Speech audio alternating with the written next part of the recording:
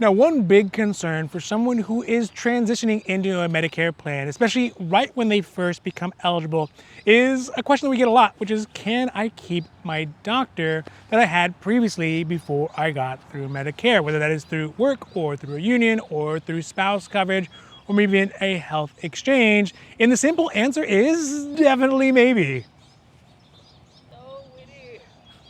Now, this is Michael's Medicare, where we talk about all things Medicare, from plans to benefits to enrollment periods, extra help, prescription drug coverage, MediGap, and the whole kit and caboodle that is Medicare.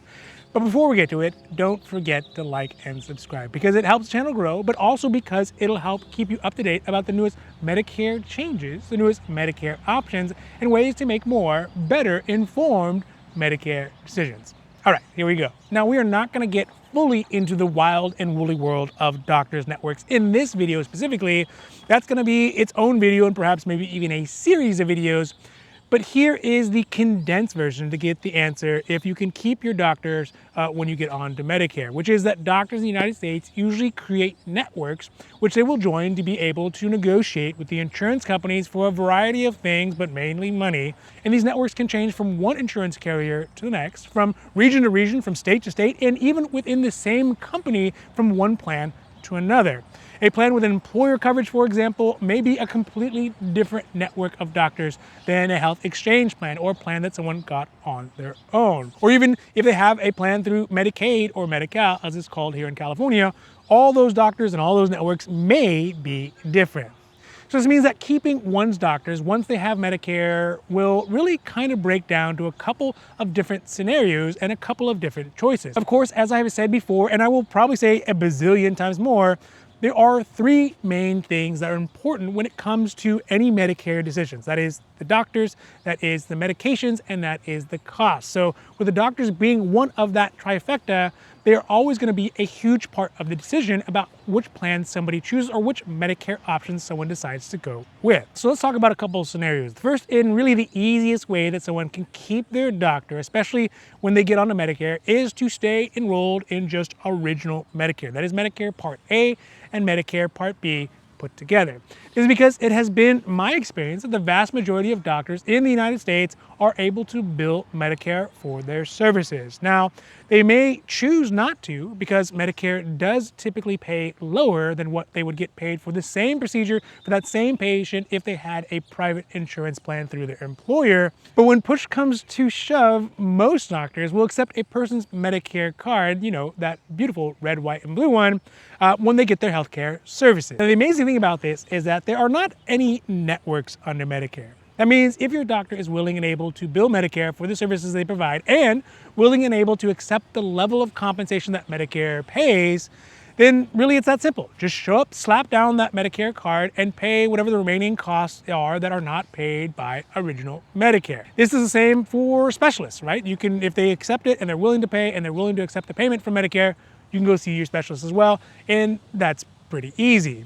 But where the decision comes in for whether or not to stay with just original Medicare is when it comes down to the cost. Because Medicare Part B, which is the portion of original Medicare that provides coverage for beneficiaries' regular medical services, so things like doctor's visits, specialist visits, x-rays, lab work, etc., that's all covered under Medicare Part B. And it will, on average, cover around 80% of those costs for those services without a limit, and also without a cap. And you may think to yourself, well, that is good. And it is, but it also means that there is a remaining 20% that the beneficiary has to pay that is also unlimited and also uncapped. So that could mean that 20% of a lot is still gonna be a lot, and without a limit to it, I mean, there could even be more, and the Medicare beneficiary is gonna be left footing that bill.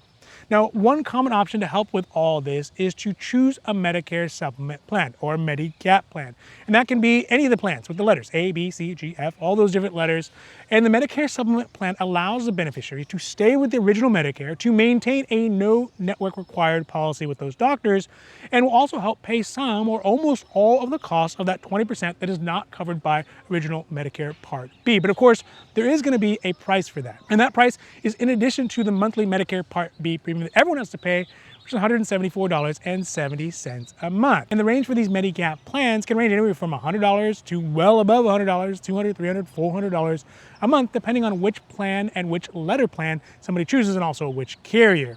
And beneficiaries would still need to find coverage for their prescription drug coverage, usually through a Medicare Part D or Medicare prescription drug plan, which is an additional monthly cost on top of all of that. To summarize all of this, if someone wants to keep their doctor on Medicare, then they can have the option of just sticking with original Medicare, which doesn't have any doctors' networks. And as long as the doctor is able to bill Medicare for their services and willing to do so, then they can go see that provider and split the cost 80-20 with original Medicare and the beneficiary.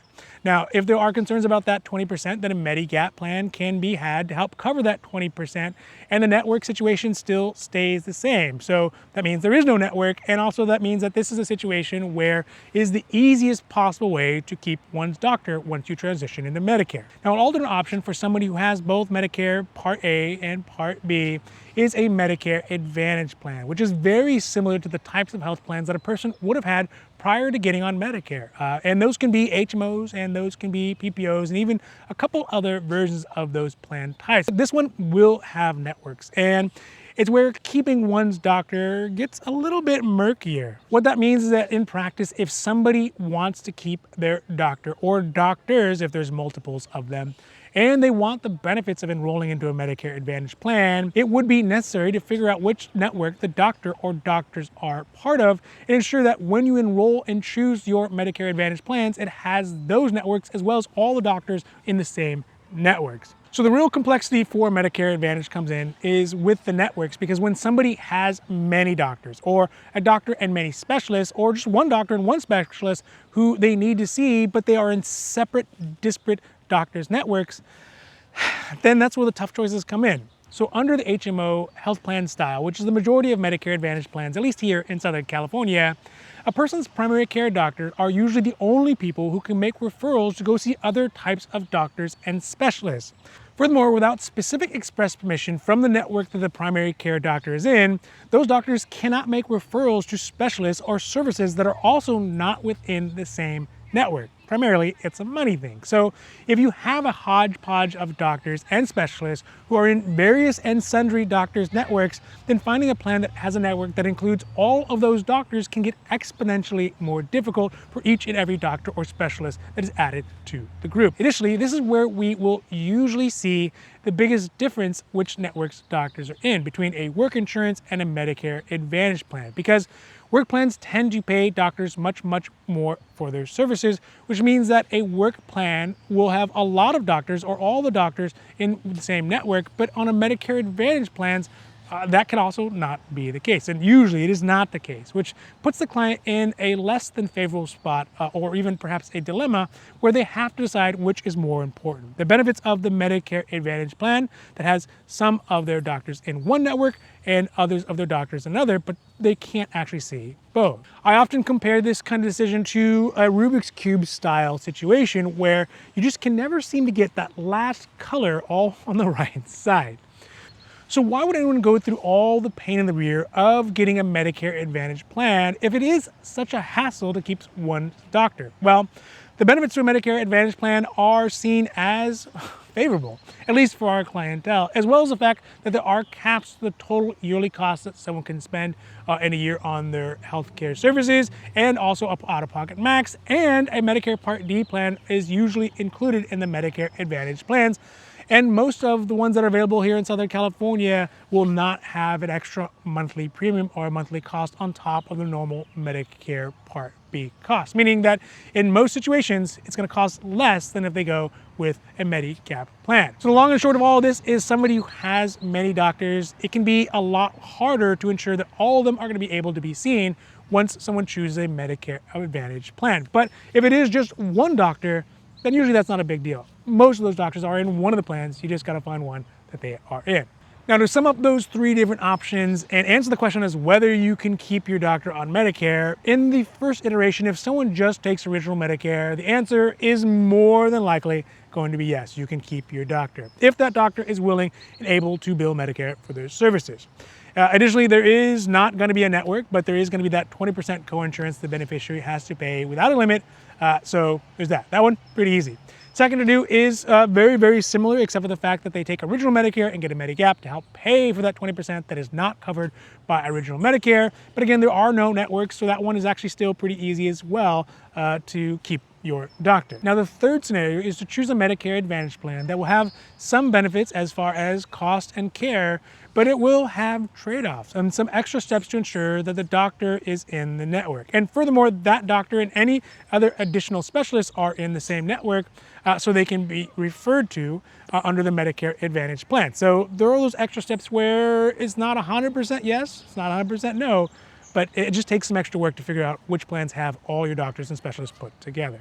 Now, all this can seem pretty confusing and complicated and stressful, and frankly, it sort of is, but it doesn't have to be, because if you are trying to sort out which networks has your doctors, or if it's better to stick with OG Medicare, or you think you might want more information about your specific situation or Medicare Advantage plan, or navigating Medicare all around, and things seem a little bit foggy in the waters of Medicare, or really anything Medicare related, feel free to reach out to us at the information down below in the comments, or give us a call, or even just check out our other great videos on YouTube, on the socials, as well as Instagram. So for Michael's Medicare, I'm Michael, hoping that you have a great rest of your day, and goodbye.